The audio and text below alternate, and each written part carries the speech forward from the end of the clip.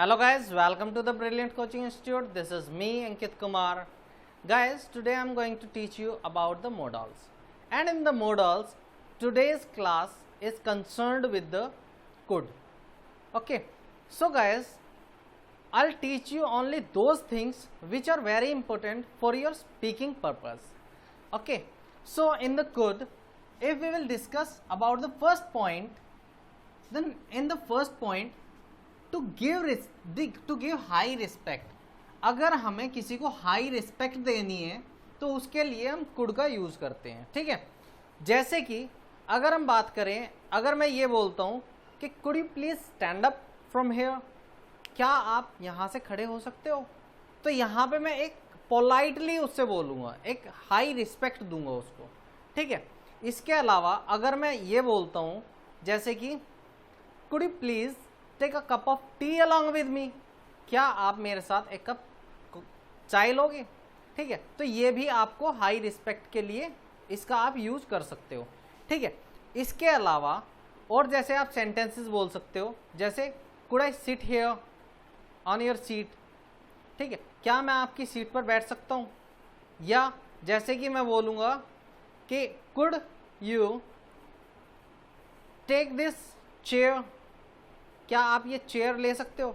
या could you give me that chair, क्या आप मुझे ये चेयर दे सकते हो.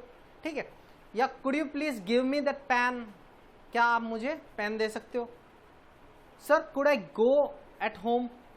ठीक है, तो क्या सर क्या मैं अपने घर पर जा सकता हूं. तो इस तरह के सेंटेंसेस का यूज करने के लिए हम कुड का यूज करते हैं. ठीक है, सेंटेंसेस बनाने के लिए. और to take permission with high respect, अगर हम हाई रिस्पेक्ट से परमिशन मांगते हैं, जैसे कि मैंने कहा था अभी कि could I take this chair, क्या मैं ये चेयर ले सकता हूं. तो यहाँ पे मैं किसी दूसरे पर्सन को बहुत ज़्यादा रिस्पेक्ट से बोल रहा हूँ. ठीक है, एक हाई रिस्पेक्ट से बोल रहा हूँ. तो it's means that when we have to take the permission with high respect, then we have to use could along with the in the sentences. Okay, now next one, to show power, capacity and ability. जब हम power, capacity और ability का use करते हैं, ठीक है, ये चीजें दिखाते हैं, तो हमें क्या करना होता है, उस टाइम पे हमें कुड का यूज करना होता है. अब अगर मैं एबिलिटी की बात करूं, ये 99% की एबिलिटी शो करता है. जैसे कि अगर मैं बोलता हूं वो इस तरह के सवालों को आसानी से सॉल्व कर सकता है. ठीक है, तो कर सकता है, मैं यहाँ पे सकता था नहीं बोल रहा हूँ, सकता है बोल रहा हूँ, क्योंकि हम इसका use present, past as well as future के अंदर कर सकते हैं. ठीक है, तो जब हम बोलते हैं कि वह इस क्वेश्चन को आसानी से सॉल्व कर सकता है या इन सवालों को आसानी से सॉल्व कर सकता है, तो he could solve this questions और दिस सम्स वेरी इजीली. ठीक है, यहाँ एबिलिटी की बात आती है. या फिर अगर हम कैपेबिलिटी या फिर जो आपका कैपेबिलिटी और पावर की बात करते हैं, तो कैपेबिलिटी और पावर को शो करने के लिए हमें क्या करना होता है, जैसे कि he could lift that bag very easily, वह उस बैग को आसानी से उठा सकता था, या उठा सकता है भी आ जाता है कई बार. ठीक है, ये भी यूज कर लेते हैं. इसके अलावा जैसे पावर को शो करते हैं, तो इसके अंदर जैसे वह इस पत्थर को यहां से हटा सकता है, तो he could remove this stone from here, he could remove this stone from here. ठीक है, तो वह इस पत्थर को यहां से हटा सकता है. या he can और he could. अब देखो can और could, यहां पे क्या होता है, जब अमेरिकन लैंग्वेज बोलते हैं, if we are conversating or we are talking about the American accent, while speaking American accent we use can almost to सकता है. ठीक है, हम कैन का यूज करते हैं ज्यादातर सकता है के लिए, लेकिन हम यहाँ पे कुड का यूज कर रहे हैं. ठीक है, this happens everywhere but we seldom use it. हम बहुत कम इसको यूज करते हैं इन कंडीशंस के अंदर. अब देखो, अगर मैं बोलता हूँ वह इस डेस्क को अब अकेला खिसका सकता है. ठीक है, तो that person or he can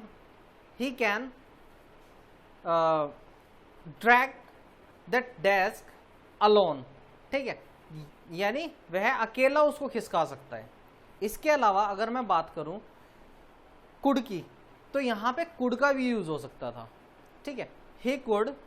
अब यहाँ पे अगर हम कुड की बात करें तो कुड भी पावर शो करता है, ठीक है। Okay, so next one is simple past. अब सिंपल पास्ट के लिए भी हम इसका यूज करते हैं। तो सिंपल पास्ट में हम इसका यूज कैसे करते हैं, जैसे कि अगर मैं बात करूं, जैसे मैं बोलता हूं कि वह मेरा इंतजार कर सकते थे या वे मेरा इंतजार कर सकते थे, तो they could have waited for me. अब यहां पे अगर मैं इसकी सिंपल पास्ट की बात करूं तो इसका रूल होता है subject plus could plus have plus third form of verb plus object. तो इसका ये रूल होता है, क्यों, हम पास्ट की बात कर रहे हैं इसके अंदर। तो they could have waited for me, उसको हमारे लिए इंतजार करना, उसको मेरे लिए इंतजार करना चाहिए था, ठीक है, या वह मेरे लिए इंतजार कर सकता था, ठीक है। उसके अलावा जैसे कल हमारे क्षेत्र में भी बारिश हो सकती थी, ठीक है, it could have rained, it could have rained क्या है, it subject could have rained in our area, ठीक है, it could have rained in our area. तो इस तरह से हम सेंटेंसेस परफॉर्म कर सकते हैं। अच्छा, लास्ट लेक्चर के अंदर जो कैन का यूज किया था हमने, उसके अंदर मैं आपको एक चीज बताना भूल गया था।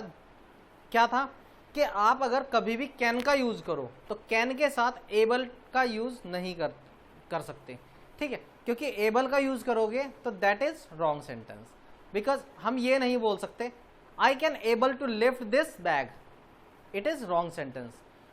या तो आपको बोलना पड़ेगा I can lift that bag या I am able to lift that bag, okay, I am able to lift that bag. तो हमें ये चीज बोलनी पड़ेगी, या तो एबल टू का यूज करोगे या फिर कैन का यूज करोगे। सेम कंडीशन इसके अंदर भी अप्लाई होती है, कुड के साथ भी हम एबल का यूज नहीं करते हैं, ठीक है। Okay, so this is all about the could. So now guys we are going to discuss about some phrases. So guys, now we are going to approach on the phrases. So now the first phrase is blow once on trumpet. blow once on trumpet मतलब क्या है, अपने मियाँ मिट्ठू बनना। जैसे कुछ लोग क्या करते हैं, अपनी बड़ाई अपने आप मारे जाते हैं, ठीक है, तो it means blow one's own trumpet. One's की जगह पे हम कोई भी जो पजेसिव प्रोनाउन होता है उसका यूज कर सकते हो।